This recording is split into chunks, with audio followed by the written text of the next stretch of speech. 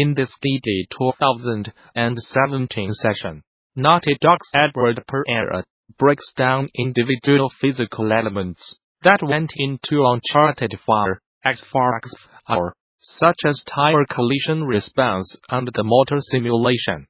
In addition to explaining how Naughty Dog, to the JAPDO handle the rugged terrain of the Madagascar level, Pereira also discusses how they added an element to the 4x in order to allow designers to direct the vehicle around the same spaces the player could drive around. It was an insightful talk that's definitely still worth watching, so developers should not miss the opportunity to do so now that it's freely available on the official GD YouTube channel. In addition to this presentation, THEGDC Vault and its accompanying YouTube channel offers numerous other free videos, audio recordings, and slides from many of the recent game developers conference events, and the service offers even more members-only content for DD Vault subscribers.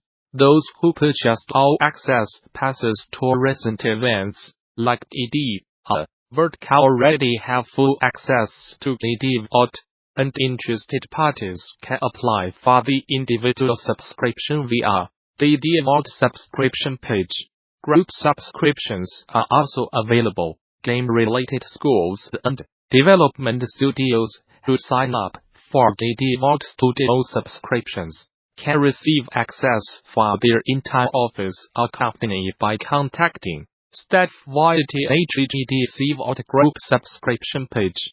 Finally, current subscribers with access issues can contact DD Vault technical support. While Steam is chock full of horror games, the Distrained series stands out by relying less on creepy monsters and jump scares and more on the oppressive atmosphere of worldwide corporate hegemony. It's managed to garner quite a bit of acclaim, too, with 98% of the reviews proving positive. It's not for everyone, but as one-man studio Jazz Mechanon explains in this lightly edited QA, the series' success is the result of careful experimentation with a variety of art styles, and a careful eye for what stands out in a crowded genre. I do not think there are too many similar games to Distraint out there. Instead of constant jump scares and mindless gore, Distraint relies more on the tense atmosphere. Horror is more psychological than visual. The Distraint series explores human feelings and behavior in a somewhat goofy and scary way. I want my games to be funny, scary and touching so that the players can expect meaningful stories. I have tried different art styles from realistic to cartoonish. Making cartoonish art allows way more relaxed animation, which is a lot quicker to create. For a one-man band like me, it's vital to make progress instead of getting stuck to a small detail for too long. I actually started creating this happy pixel art platformer game, which in the end turned into the Distrained series. It was quite fun turning the platformer game into something else. I started playing around, and soon it went from being pixel art to low-res pixel art combo. I am also playing with the color scheme to add a dreamy atmosphere, and to my eye, it makes my games more beautiful to look at in a relatively easy way too. In the end, for me, it's all about how to use time effectively. Distraint. I did my best to read as many opinions on Distraint 1 as possible and try to improve on those areas. I also decided that Distraint 2 would be a lot more detailed and polished, and I think I succeeded very well in that area. I also wanted to make the story more abstract, and maybe even a bit more serious, and I think it shows. The first game was about main character Price's inner struggle, about losing hope. It's a very dark tale indeed. In the sequel, I wanted to focus on hope, and how it can change everything. In a way, these games are very different from each other. Distrained has a very deep and thoughtful story, and I do like to think it's quite realistic too. At times, it's super difficult. It's not the actual creation progress, but the mental side. Making a game is a huge task, and you might spend thousands of hours doing it. It's tough to keep the motivation up at times, and finish what you have started. To me, this is the biggest challenge. There is also the financial pressures. After spending 1.5 years creating a game, it needs to sell. I am developing full-time, so it's not all about the fun. I am afraid, but I have been able to survive. Fingers crossed Distraint will do well enough. As for creating itself, when you feel inspired, it's incredibly fun. The internet is full of tutorials these days too, so you are bound to learn as you go if you are determined. For now, I cannot complain really.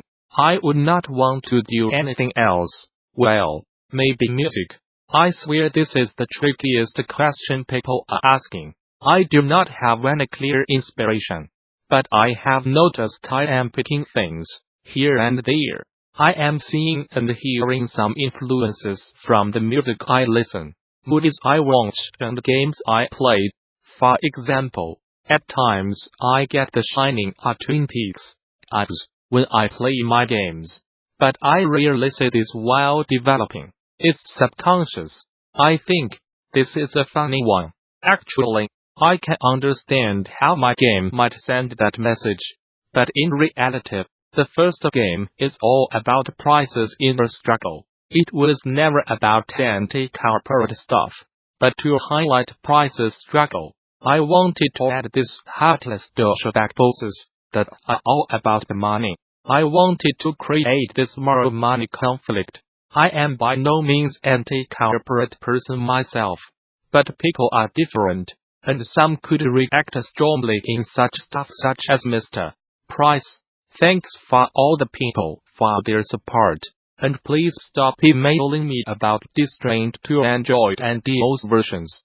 Haha, they are in the works and coming early 2019. Dirty Bomb is going free to play, in the most literal interpretation of the term. After an update next week, all monetization will be patched out of the game. Following last month's announcement that the dev team is winding down live support for the game, it's both a nice gesture and a neat way for the developer to thank Dirty Bomb's players for supporting the game through the years. Even though the team will not be making any new content for the game from here on out, developer Splash Damage announced last year that it was planning to end development of new Dirty Bomb content due to diminishing returns, and offer refunds to players that had purchased Merc Pack DLC, since it was not going to be releasing any more characters in the future. While Splash Damage does not plan to make more characters or content for the game, it does plan for Dirty Bomb to remain online and playable for as long as a meaningful number of players still logged into play. Now, as a thank you to the players that have stuck with the game throughout the years, Splash Damage is releasing a patch that removes premium currency from the game, making all of those items purchasable with Dirty Bomb's regular, earnable currency instead. The patch will almost triple the rate at which players earn credits, in addition to converting any single unit of premium currency into roughly 20 regular credits.